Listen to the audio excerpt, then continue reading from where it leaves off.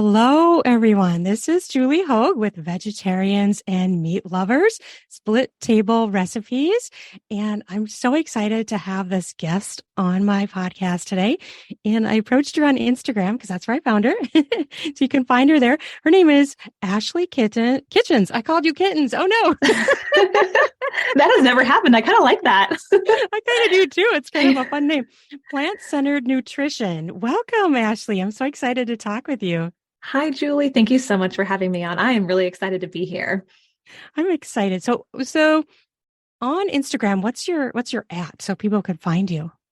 It's at Plant-Centered Nutrition. Awesome. And so I was checking you out on Instagram and I noticed that you're a plant-based dietitian. And now, how did you get to this? I mean, I think when I read your bio, it said you didn't always live this way. In fact, you grew up on a beef farm, a cattle farm? Yes, that is true. I never anticipated or expected to be plant-based. But here we are. So how it kind of started honestly stems back to being raised on an Angus cattle farm where I just ate my fill, I think, of meat for my lifetime. But as much as I loved living on a farm, it was such a great experience. I also had a lot of GI issues growing up, and my parents just could never figure out what was going on. So of course they're, chasing me around with suppositories and giving me medication, like just to kind of help me go to the bathroom or help ease like my GI distress. And I actually became a dietitian and still was not plant-based or really knew very little, to be honest, about plant-based eating or about veganism. Okay. And I was still having these GI issues into my 20s. And I was like, basically I came to this fork in the road where I was like, I can either continue going on and off medication to help me use the bathroom, essentially, because I really struggled with chronic constipation.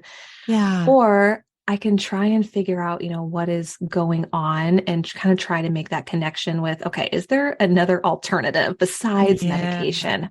Right. Yeah. And so I ended up coming across a couple of documentaries. One was Forks Over Knives way back in, 2012. And that was the first time I had really heard about plant-based eating. And again, I'm already a dietitian at this point.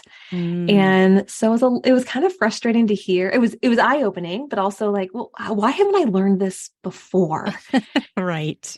And so as I started eating more plants, it's like, I'm just going to kind of use myself as a test subject. So as I started eating more plants, very, very slowly, I started noticing I'm going to the bathroom easier.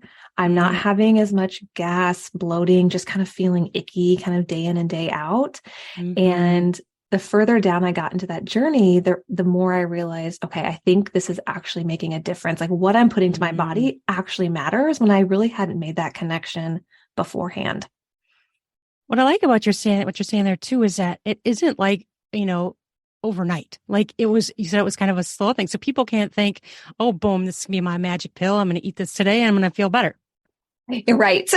Right. It is. You kind of have to like do some trial and error on yourself to figure out what's going to work best for you in a way. And that's kind of the approach that I took on myself. And Julie, it took me about 3 years to fully make that connection of what I was eating, how I was feeling, and then also just to get the hang of it because I didn't grow up plant-based and I definitely didn't know any vegans growing up. And so it was really challenging to kind of live this new lifestyle in a way, this kind of following through with this different eating pattern that I wasn't used to.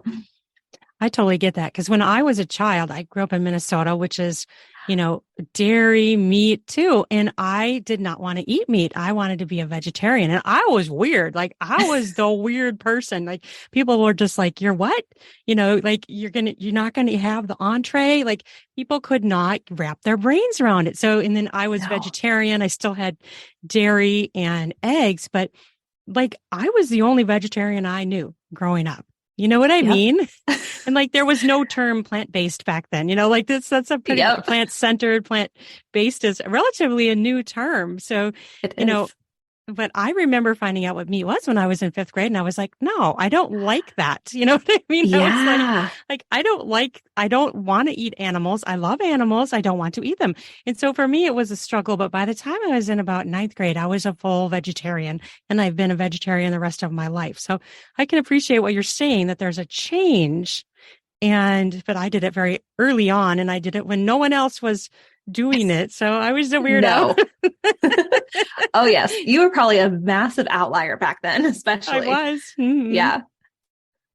I absolutely was. Now, do you feel people look at you weird now, or is it just because it seems it's a more common thing, but do you still get like weird looks, like people are like, you're what? I feel like out the gate, like when I was first just like starting my journey and starting to like feel better. And of course I was a dietitian, and I was like, everyone needs to do this, kind of like on this crusade of like telling everybody. But then I realized that not everyone is ready to hear that information, and not everyone is truly meant to be 100% plant-based. I believe that we can all benefit from eating more fruits and vegetables, but I think everyone has to decide for themselves what approach is going to be best for them. And so those first few years, I definitely got some weird looks. Like, okay, plant-based dietitian, need to kind of rein it in, calm down a little bit.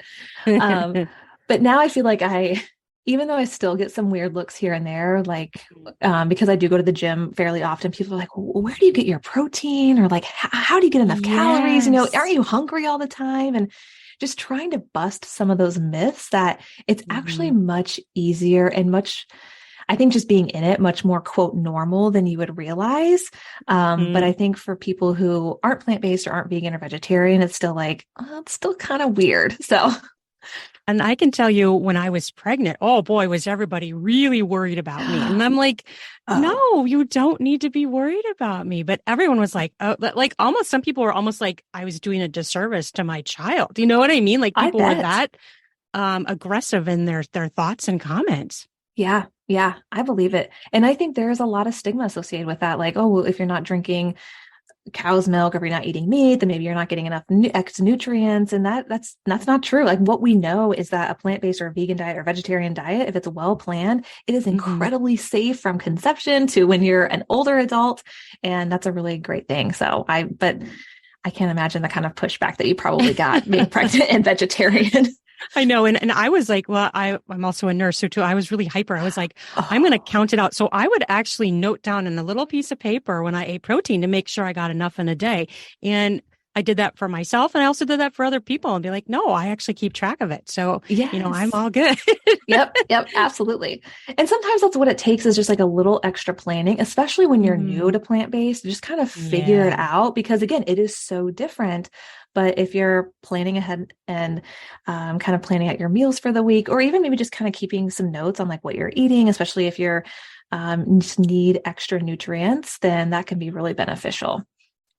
Oh, absolutely. And that brings up a question I wanted to ask you, because there's so much like rumors out there about soy. Like when I was pregnant, people, I'd hear everything like, oh, you're having a boy and you're having soy. That means they're going to have small genitalia. And then I've also heard that people think it actually will grow breasts for men. These are some like really extreme, crazy ideas.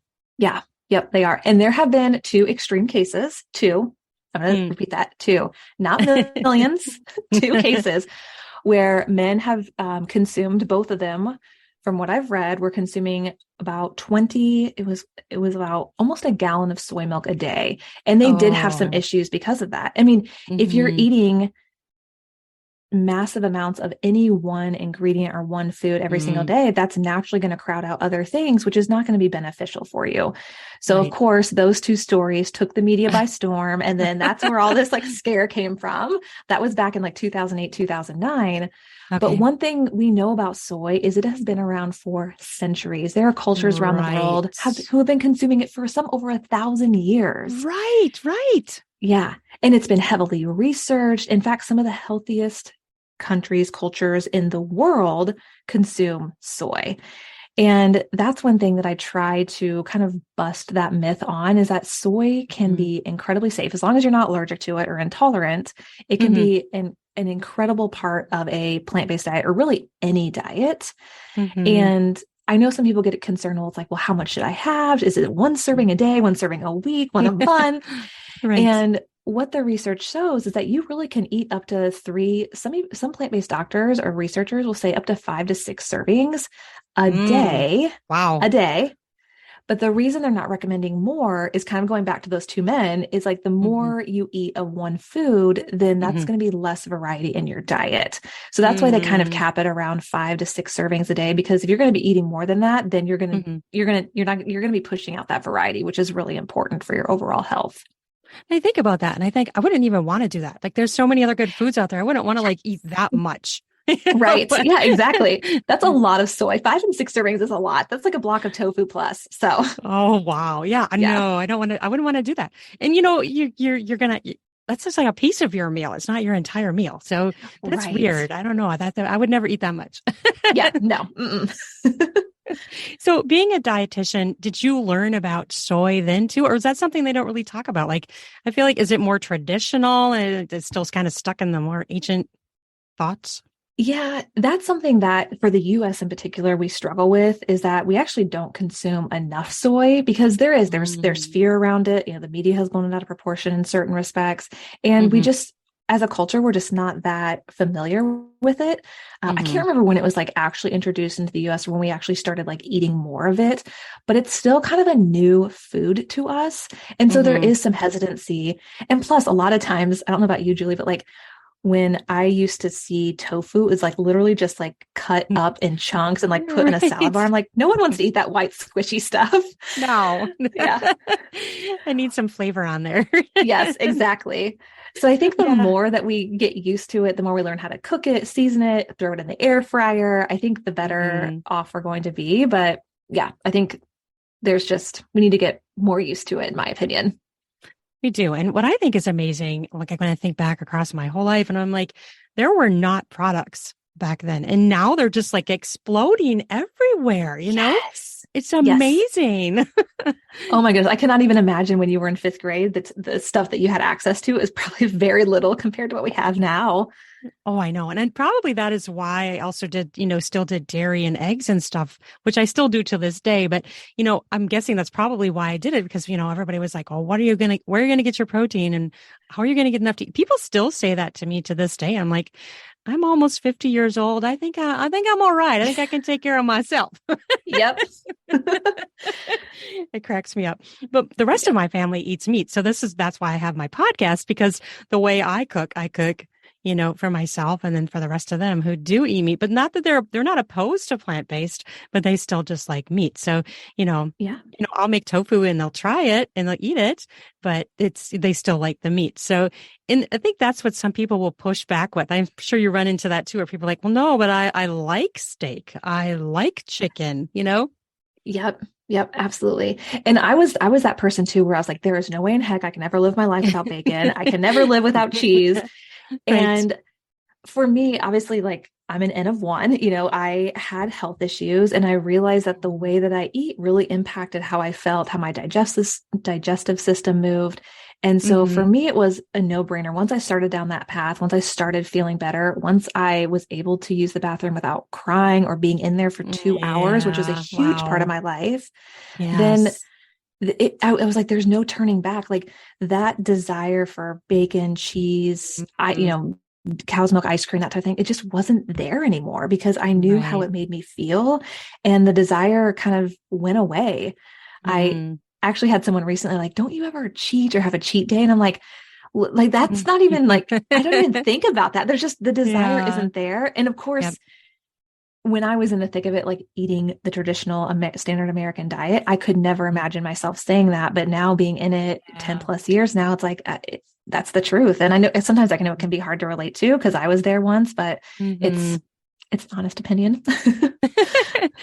And I love that you're putting it out there too, because there are other people I've heard too that have just, so many GI issues and all these things. It's like, have they tried changing their diet? And like that's such Yeah. a simple thing. Like you said, you're taking all these meds, like if people are like throwing meds at stuff all the time. And there's so many other Yep. ways that we could, try to fix this without taking another med. Yeah, yeah.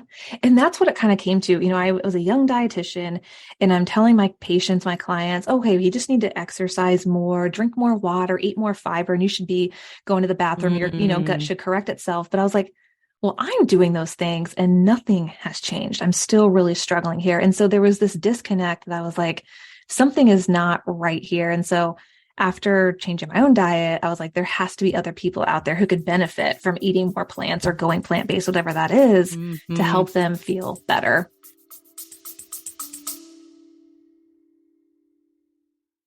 Instacart, groceries delivered in as little as 1 hour. Free delivery on your first order $35.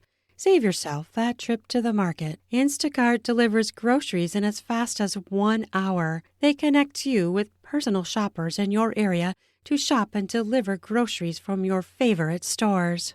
Free delivery on your very first order over $35. Following the link in the show notes lets Instacart know we sent you and help support our show. Multiple stores available. Shop all of your favorites on a single order. The products you love from your local stores. Hand selected by shoppers based on your preferences.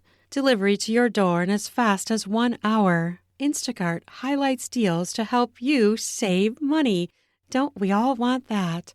Find everything you usually buy and get smart suggestions for new items. Instacart picks the freshest produce and keeps your eggs safe too. Woohoo! Those are things I want. Try it out today. You will love it.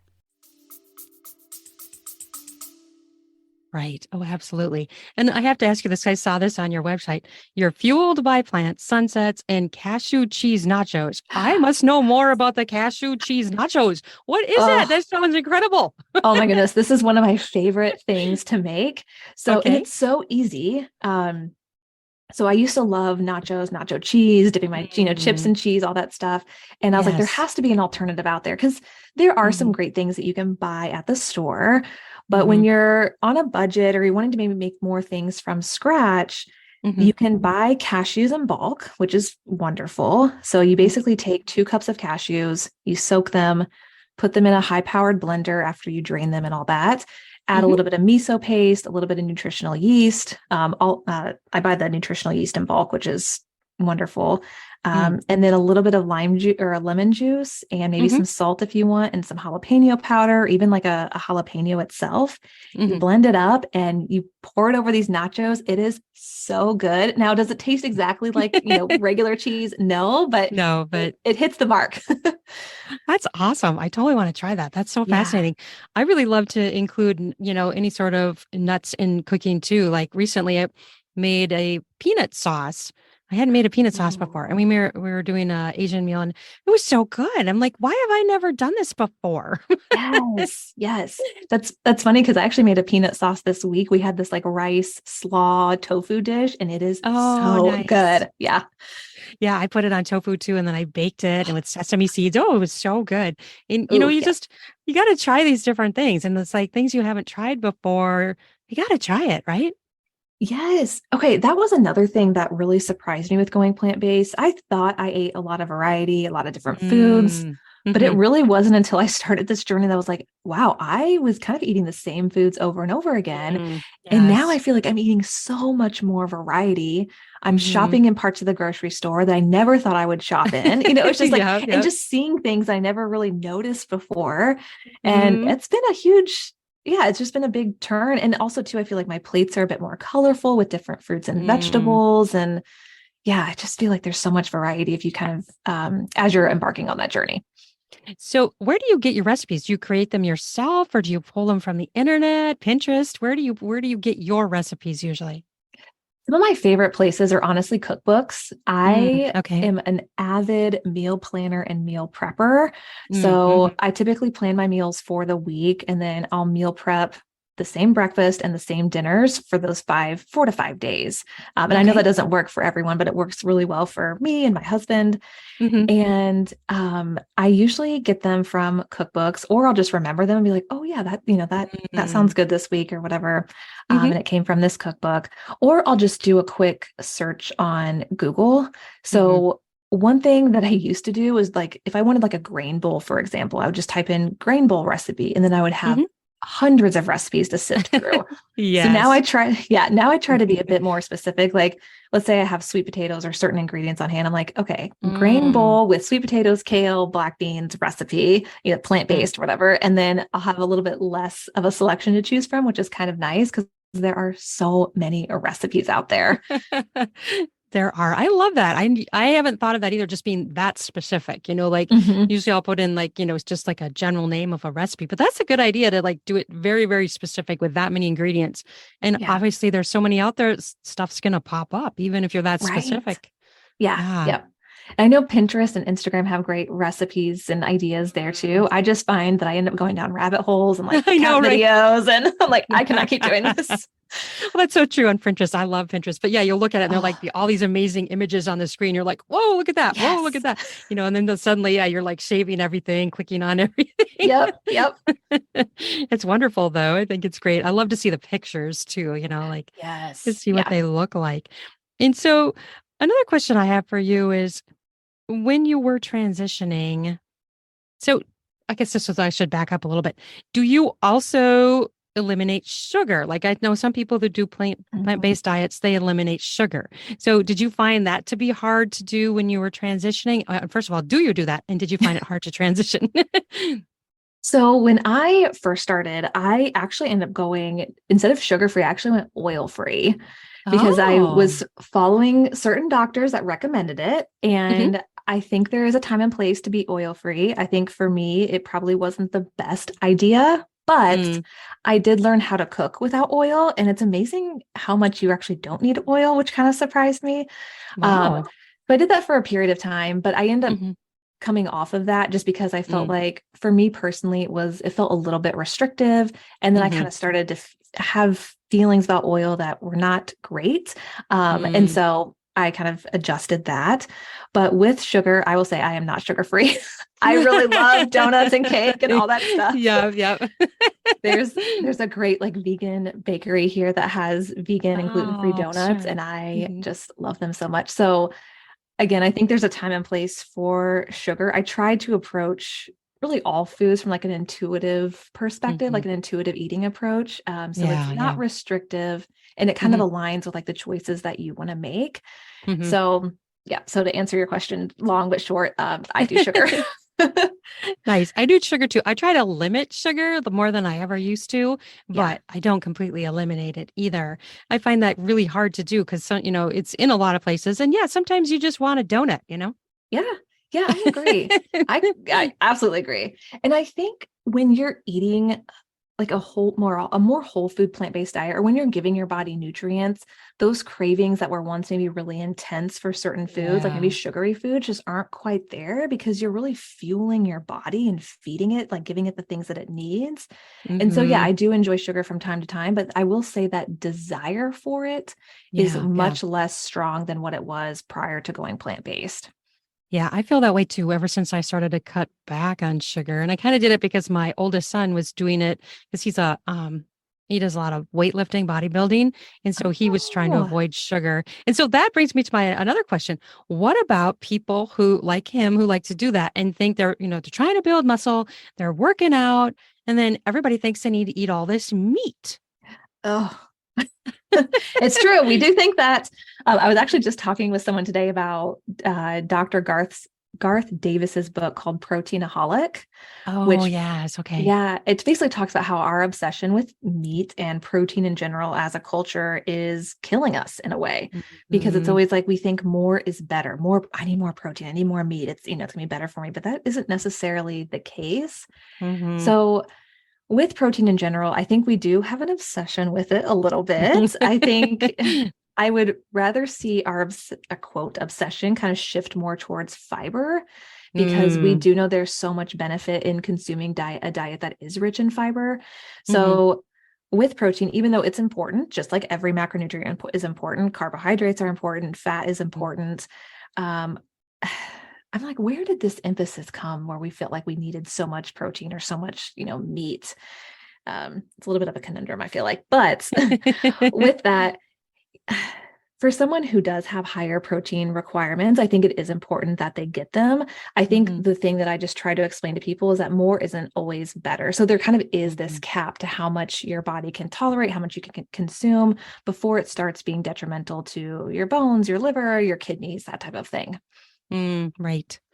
And do you think, I mean, so do you think it's hard? It's not necessarily hard for people to get enough protein. I think people think that though. They think if I'm building muscle, I better eat XYZ. And it usually is meat, like, or like those whey powders and those kind of like milk-based powders, is that really beneficial to them? Are they just like making themselves more Mm, unhealthy?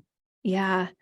I think there isn't the need for them that people think, especially people who are in the strength space or people who are working out. That Mm-hmm. there are so many examples out there of plant-based athletes who are incredibly successful, Mm-hmm. who are not relying on whey supplements, who are not relying on meat. Mm-hmm. And I mean, you kind of, broke this myth a little bit or busted this myth, but like there's a huge misconception out there that if we need protein, then we need to eat meat. And that Right. really isn't true. All plants have protein. All plants have all the essential amino acids at varying degrees. Yep. And it isn't really that difficult to get protein on a vegetarian diet, on a plant-based diet. In Mm-hmm. fact, I think Dr. Greger, he put this statistic out recently. It was like 70, it was something like most people on a plant-based diet get much more protein than they actually need. Most people are meeting their needs, but like I was Mm-hmm. like 70 some percent, I think, are like actually exceeding their needs. And Wow. so as long as you're again kind of planning out your meals Mm-hmm. and eating a variety of foods and incorporating some of those higher protein foods like you would on any diet, like if you're eating Right. the standard American diet, you're eating meat, so that's a higher protein food. When you're Mm-hmm. eating plant-based or vegetarian, maybe you're incorporating some seitan or some soy or Mm-hmm. some legumes, things like that that are a little bit higher in protein. You'll more than likely be fine.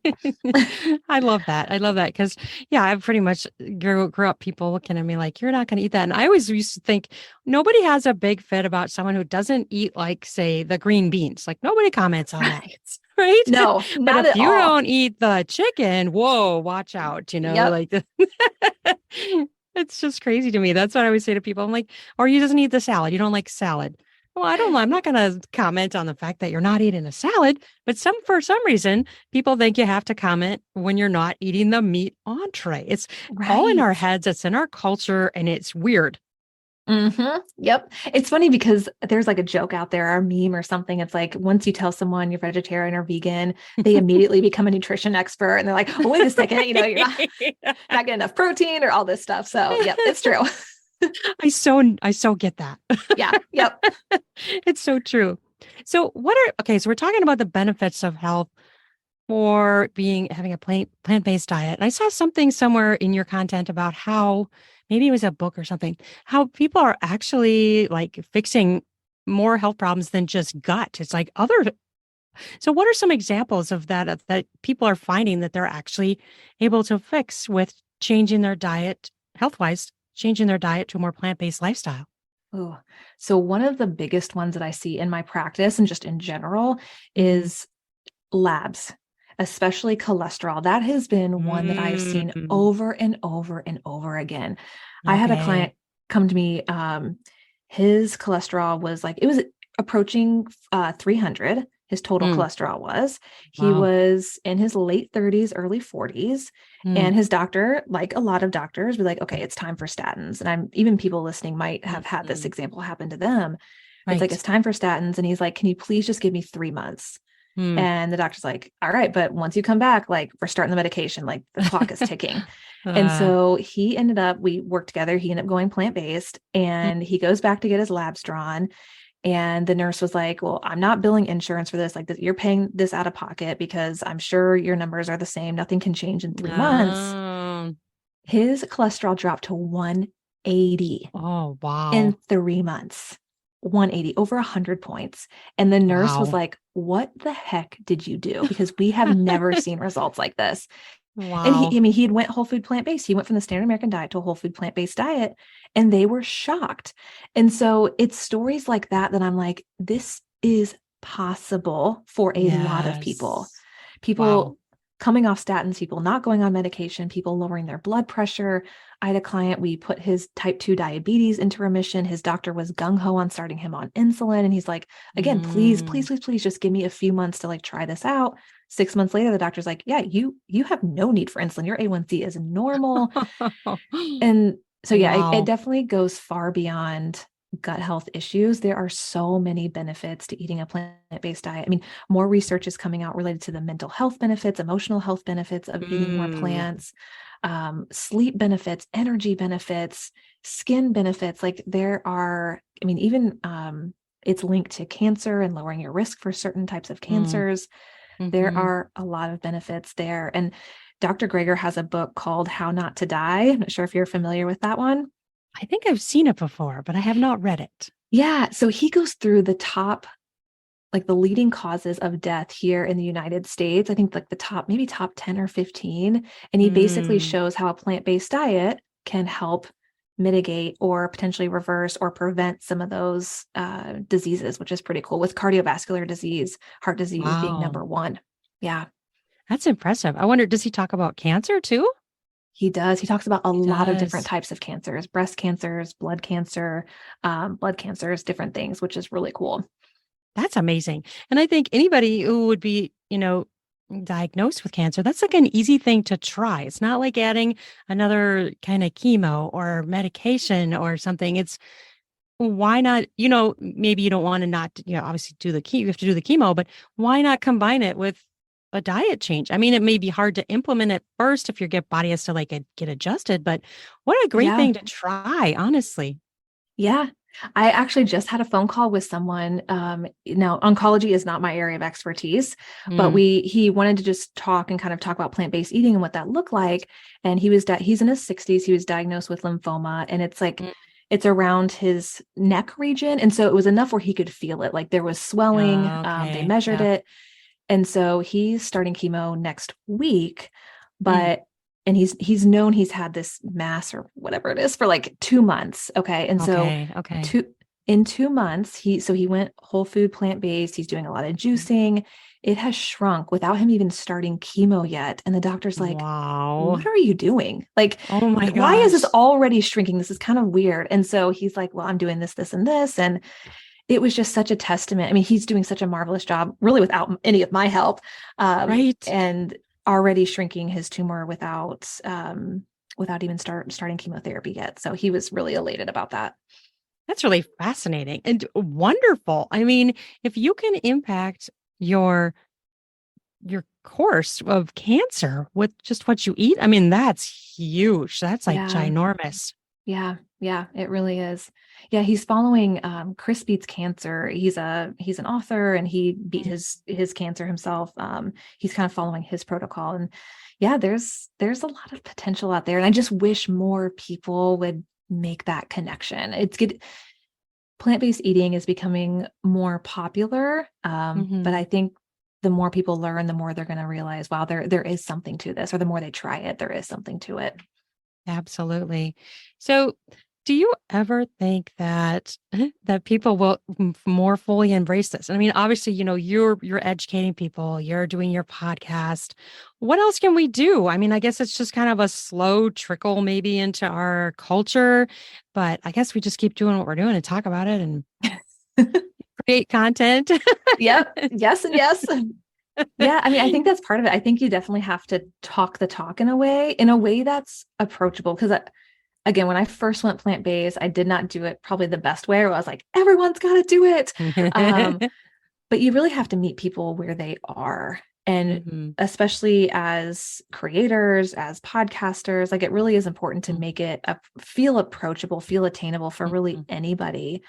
And I do feel like, yeah, we've seen the numbers rise when it comes to vegans, vegetarians, plant-based eaters. We're obviously seeing Hmm. more stuff in the grocery stores, at restaurants. Yes. Restaurants are becoming more accommodating. And so we're definitely seeing a shift. And I'm Hmm. really hoping that it just continues to grow. I truly believe it's going to. Hmm. I say a lot, like, I'm just so excited to be alive at this point in time, just because I just feel like Yes. there's so much cool stuff happening in the plant-based space.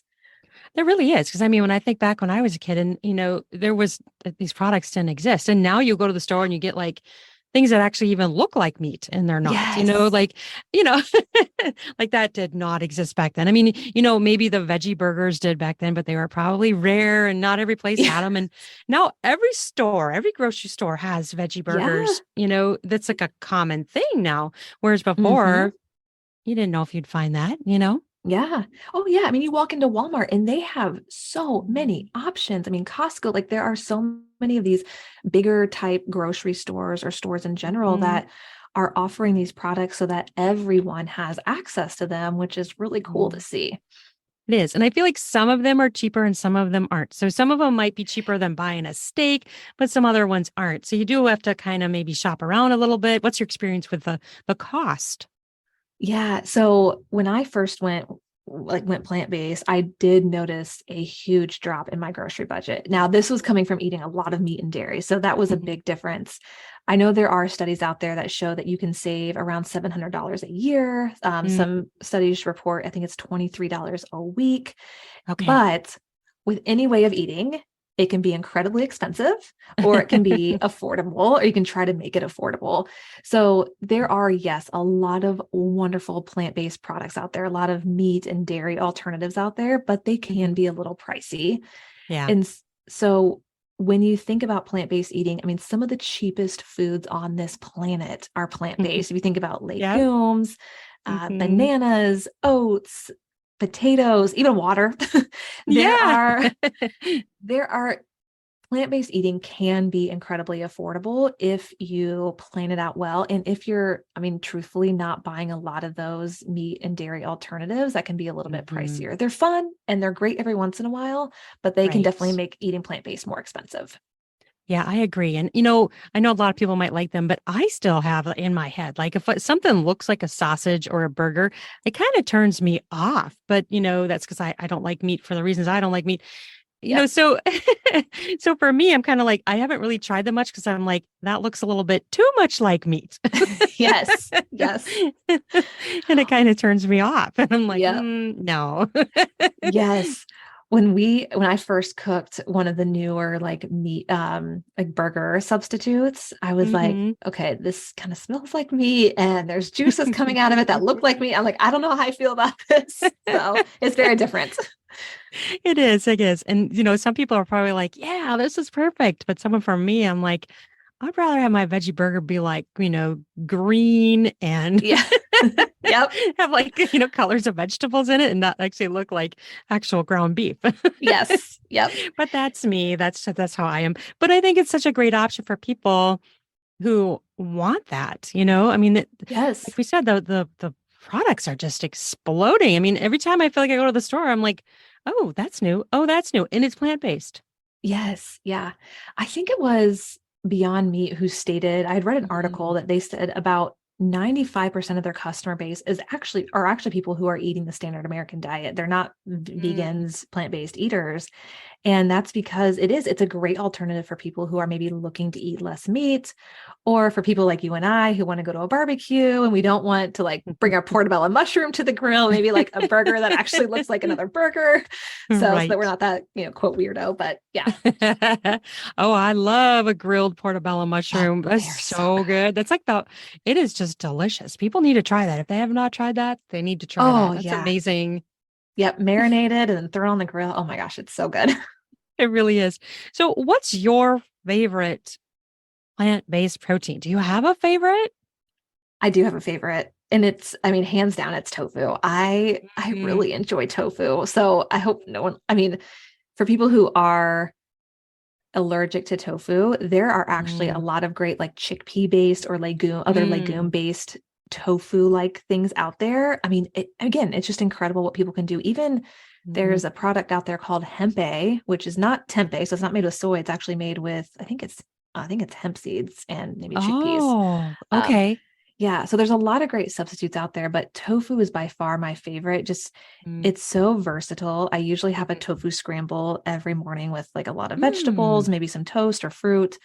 And I love having tofu, like we mentioned, like with like the slaw and some Mhm. rice, maybe like a peanut sauce over it. There's just so many ways to use it. And if you have an air fryer and haven't air fried tofu yet, I highly recommend it because it's so good. It crisps up and it almost kind of Mm. can take on the texture of like chicken nuggets in a way. So Oh, it's so good. Yeah. that I actually have not done. I've only done tofu in the oven. So that's something I'm going to have to try now. Yes. So when you do the scramble, what kind of like spices do you put in? Ooh, okay. So I've made this like every Sunday for like the past couple years almost. Mm. So I usually do 2 blocks of tofu, Hmm. and I get my tofu from Costco because it's actually much more affordable than the grocery Mm. store, and it's also Okay. bigger. It's like a larger Yeah. package, which is kind of nice. Sure. So I do that tofu, and then I add nutritional yeast. I Hmm. add garlic powder. I add Hmm. salt, ground pepper, and a little bit of turmeric, ground turmeric, just to kind of Mm-hmm. give it that yellowish color. Oh, And sure. then add onions, bell peppers, and spinach. And that's it. Nice. Yeah. Sounds really intriguing. I have to try that too. I have Yeah. not done that. I like the turmeric too, because you hear a lot about turmeric being good for you too, and it gives the color at the same time. So it's like dual. Yeah. Yes. Okay, Julie, one time. So this was with a family member. I know them very well. I know their allergy profile, all that stuff. We Uh-huh. had some family members over and they are not really into plant-based eating. So my Okay. mom and I were like, okay, well, let's make a tofu scramble and just not say anything and see what they say. They thought it was scrambled eggs. They did Wow. not know the difference. Or if they did, they definitely did not say anything. And so we're like, yes, we got it. um, so it That's can be just as awesome. flavorful. Yeah. But if you add that turmeric powder in there, it kind of takes on that color of eggs. So it can be a little challenging to distinguish them. Well, yeah, and I can imagine how it would scramble well. Now, do you cook it in oil or what do you cook it in? No, I just throw my vegetables in and kind of just saute them Hmm. without anything. And then I'll just throw the tofu in and kind of cook it long enough because I don't press my tofu or anything. I Oh, just get okay. the extra firm and then I just crumble it in. Hmm. And that's it. I just kind of let the water evaporate. I'll cook it for like maybe 10, 15 minutes and Okay. that's all it is. Yeah. So there's enough moisture there where it's not like sticking to the pan or whatever. Yep, exactly. Yes. Yeah. So interesting. New things to try. Yeah. I love new things to try. So, and then what do you feel about nuts? Do you do a lot of nuts or are you kind of more sticking with like soy and that kind of thing? Yeah, I actually do a lot of nuts because one, there are a lot of benefits to eating nuts. There's a lot of research out there to show that eating a handful of nuts a day can be really beneficial for your health. Now, if you're allergic or Mm. anything like that, then obviously that's not a great All choice. right, right. But even walnuts, they're really rich in omega 3s. And Hmm. so, especially if it now in the US, it's very easy to get a lot of omega 6s in our diet, just Hmm. through like oils and different things. And so when you can kind of balance that out with more omega 3 rich foods like walnuts, Hmm. that can be really beneficial. So I do enjoy having nuts to snack on, like with some like fruit, or I love doing like a banana with almond butter, just to kind of, Hmm. give myself a nice hearty snack, that type of thing. That's great. One thing I was thinking about too when we were talking about this is the different kinds of oils. Like I remember seeing something about how, not all oils are good for you. And that the person was talking about, he was a doctor, I think, and he was talking about healthy oils. And it was like olive oil, avocado oil, walnut oil, and it was not vegetable oil. It was not canola oil. Those were Mm, like bad for you. And then like, you go down the aisle in most stores, what do you see? You see massive amounts of canola oil and vegetable oil. Luckily, we're seeing more and more olive oil, but occasionally I will see things like the walnut oil and the avocado oil. They are more expensive, but olive yes. oil tends to be comparable to vegetable and canola. Now, is that what being a dietitian, is that all correct? Yeah, I would say that that's pretty accurate. And there are a lot of cool charts out there. I was actually looking at one, this was probably last week, where it listed all the different oils and kind of basically the omega 6, the omega 9, and the omega 3 profiles. So it's Hmm. kind of cool to see which oils are more rich in omega 3s, which are more rich in omega 6s. And I think with oils, you obviously have to go with, okay, what's going to fit in your budget? Hmm. And what do you typically enjoy eating? Now, I'm not like Oil is such a touchy subject, especially in the plant-based world, because there are people who are whole food plant-based, like oil-free. And so that like oil is not even an Yeah, option. And then there right. are people who are very pro oil. But there was a recent study out there that said just under 2 tablespoons of oil a day of olive oil a day can actually be beneficial for your health. Mm, Um, okay. and when we think of things like the Mediterranean diet, which is Hmm. kind of that tried and true, kind of it's always at the top when there's all these different articles coming out of what's the quote best diet. And so, and that contains olive oil as well, typically. So Okay. yeah, yeah, because you're That's spot on there. that's good to know. And I'm encouraged to see that, even at like when I've gone to Walmart, that some of the olive oils are pretty reasonably priced. So they're incomparable Yeah, to yeah, buy. So people don't have to feel forced into buying vegetable and canola oil for cost reasons, because there are yep. some really affordable olive oils that I've found. And Walmart is one place I've found them. Yeah, yeah. And kind of like what I said earlier, when I was oil free for a little while, there are so many ways to still bake and cook and even Mm, saute without oil. So if you're wanting to kind of scale back a little bit on oil, or maybe it is expensive. So if it's not really in the budget, mm, there are options like water sauteing. You can replace some oils with like applesauce or like a mm, smashed banana or a potato, just to kind of give it that like profile that would be in oil in certain baking methods. So there are alternatives out there, which are really great, especially if you're looking to kind of switch things up a little bit, or even just eat more whole foods in general. And that's mhm. kind of where the whole food plant-based community is not really into oils, because it's technically not a whole food. You're basically Okay. taking like an olive, for example, and removing a lot of those great nutrients like fiber, Sure. and you're Right. just getting the fat. Yeah. That does make sense. Yeah. Mhm. Interesting. Yeah, I don't know. I haven't cooked very much without oil. However, I have done things where, yeah, you use like, the applesauce, or like one time Yeah. I even tried a little bit of peanut butter, but that can be kind of thick. So you kind of got to be Yes. Yep. careful when you're combining that with stuff. I know why that worked, because I did bananas with it. I was making what did I make? It was so good. Peanut butter, chocolate, banana bread. And then it was Ooh, so good. It was so, the peanut butter wasn't so super strong because you didn't use a lot of peanut butter, but the bananas is what made it not yes. be so thick, you know. Gotcha. Yep. You That's need funny. I actually made some banana bread this morning and mm. it called for a third cup oil. And I was like, I'm just going to add an extra half of a banana and just not do the oil and see Oh, how it turns out. And it turned out. So, and it tastes good. that's awesome. Yeah, and Yeah. that's a great way to do it too. Just add more banana. You don't have to add in the calories of the oil. That's Yeah. fantastic. Yep. Awesome. So you do coaching, right? And you have some courses out there. Talk about that. hmm Yeah. So when I went plant-based, I kind of like what I said earlier, like I realized there are probably more people out there who could benefit from also going plant-based. So when I Hmm. became a dietitian, again, I was never anticipating being a plant-based dietitian. In fact, I really had no idea why I became a dietitian. People would ask me and I'd be like, I don't really know. I like food. Yeah. um, but it really wasn't until I became plant-based. I was like, this is why I became a dietitian, was to help people, basically to help bridge that gap between people who are wanting to go plant-based, maybe don't know how, or maybe they Hmm. have a health concern or their doctor's like, okay, next is statins or next is insulin, and they want a different alternative. I Hmm. wanted to provide that alternative for them if they wanted that guidance. And so I created my business, Plant Center Nutrition, back in 2015. And Hmm. I actually created it without the intention of ever working with people one on one. Because I was like, Oh, wow. I Okay. can help people in other ways. I really didn't really work with people one on one. And then one of my Hmm. coaches was like, why don't you just try it? The next person who asks, why don't you just say yes? I was like, Yeah. okay, fine. Because at that time I was like making meal plans and doing social media work.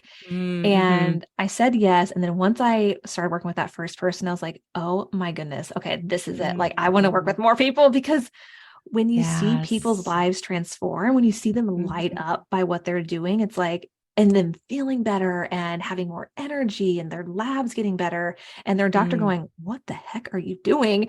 It's like, okay, I want to continue this.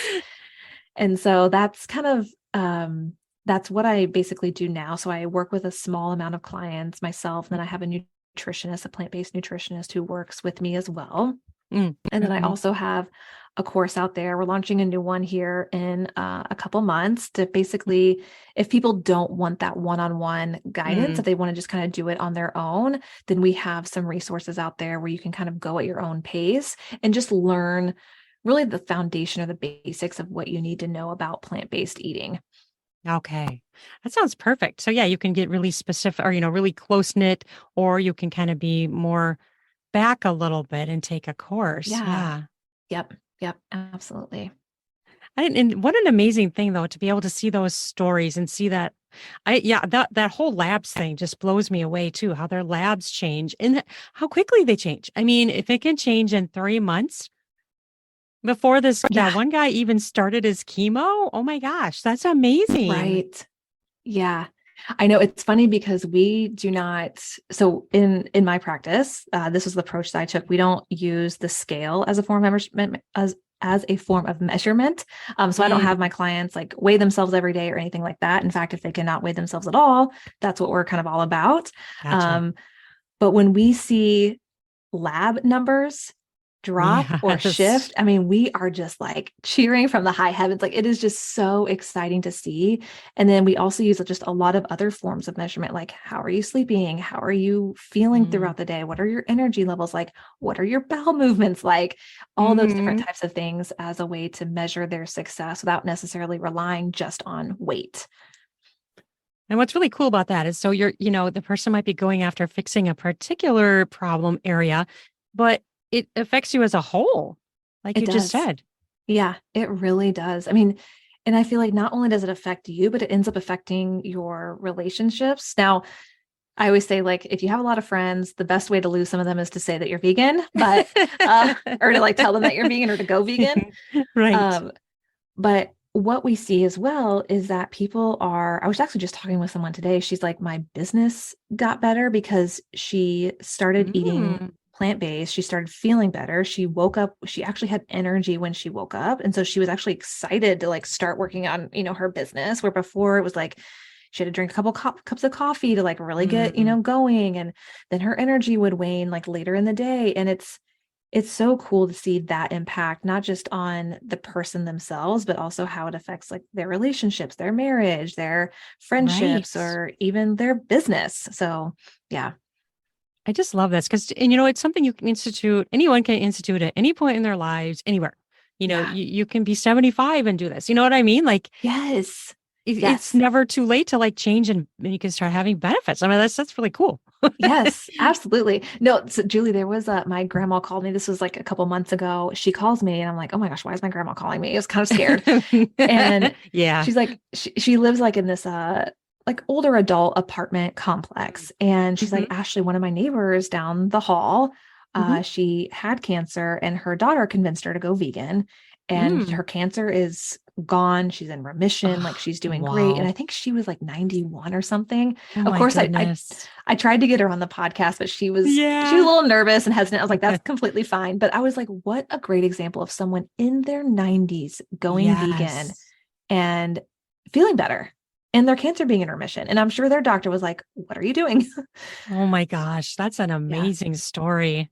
Yeah. That's a testament to anyone trying it. I mean, especially that, Yeah. after a Yep. lifetime of probably eating meat, she can Yes. still impact herself and her health in the way she's feeling Yeah. with what she eats. That's an amazing message, really. I mean, Yeah. seriously.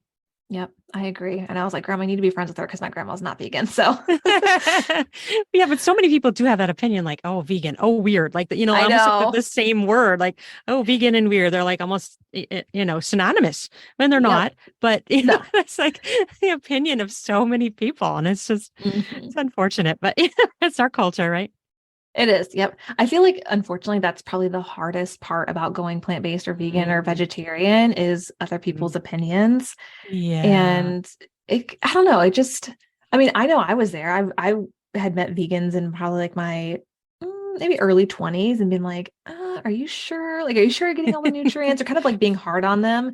And, Right. I kind of regret that now because I'm like, I just think so differently about that lifestyle than I ever thought I would. So Right.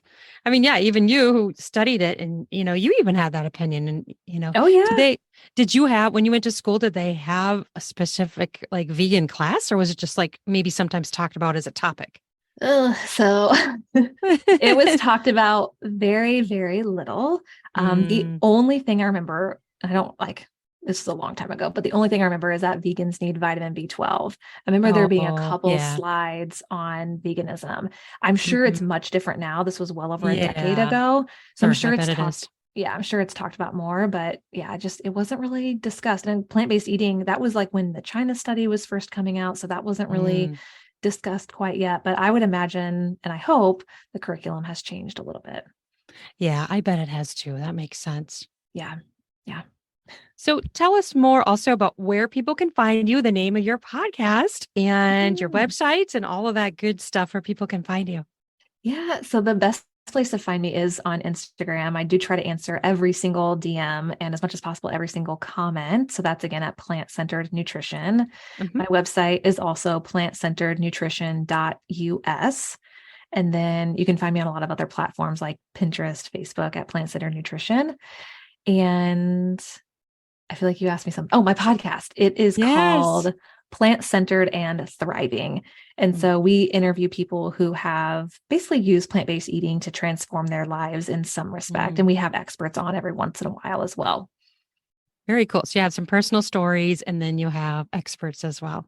Yes. Yep. That Exactly. is awesome. I love Yeah. it. It's so cool. Now, is there anything that we haven't touched on that I didn't think of asking or that you really wanted to say? You have a couple hours? No, I'm just I know, kidding. right? Can go on and on and on. There's so much. I know. Yeah. Yeah, no, I think that plant-based eating, it does not have to be challenging. And like we talked about earlier, it doesn't have to happen overnight. It can be a Mm. gradual transition. It can be simply maybe this week or this month, you're swapping out your cow's milk for a couple other plant-based milks. Like Mm. just trying different things out.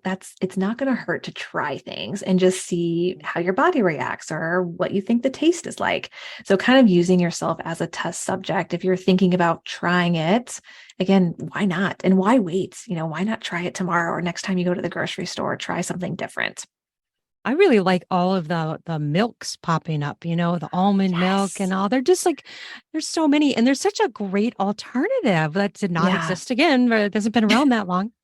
No, gosh, I can't even imagine what you had back then. They're probably like nothing.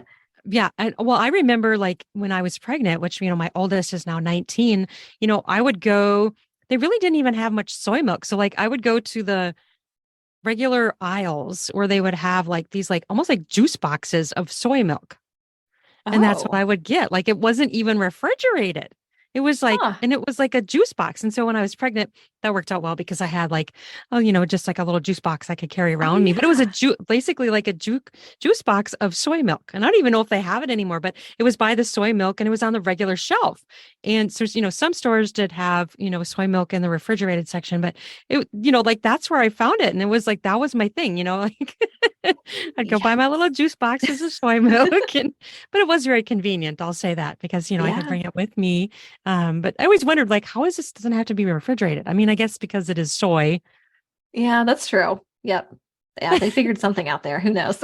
I know. But so, like, now you can go and you find all these different milks, oat milk and almond milk, and I mean, walnut milk. I mean, just Yes.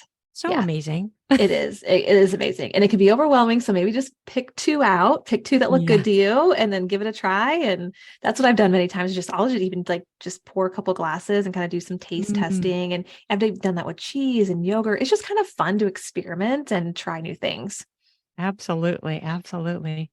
But we have options now. So that's fantastic. Yes. Well, thank you so much for coming and chatting with me. This was super fun. I really enjoyed talking with you and learning all you had to say. And I'm super excited about this whole health benefit. Like I knew it was good, but like that's like really good. It's Yes. like change Yes. in labs, change in, going into remission. That's just huge. Yeah, yeah. And there are some great documentaries out there on Netflix, even like What the Health, that just kind of, Mm. if you don't necessarily want to sit down and read a book or do research, on the computer, there are just some great things to watch out there that can really open your eyes, like it did mine in the beginning about plant-based eating. Awesome. Awesome advice. Well, thank you so much. You have an amazing day. All right. Thank you, Julie. Appreciate it. All right. Bye bye. you.